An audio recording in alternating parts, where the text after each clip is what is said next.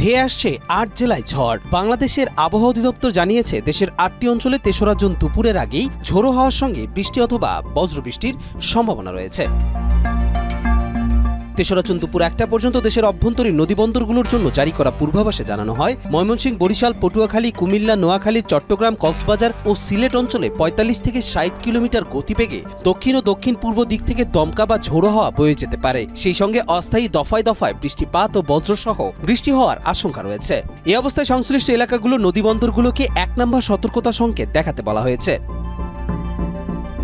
আবহাওয়া অফিস আরও জানিয়েছে, মৌসুমী বায়ু বর্তমানে দেশের ওপর মোটামুটি সক্রিয় অবস্থানে রয়েছে। পাশাপাশি উত্তর বঙ্গোপসাগরে মৌসুমী বায়ুর কার্যকারিতা মাঝারি আকারে বিরাজ করছে। এর ফলে উপকূলীয় এলাকা ও সমুদ্র বন্দর সংলগ্ন অঞ্চলেও আবহাওয়া পরিবর্তনের প্রবণতা বাড়তে পারে।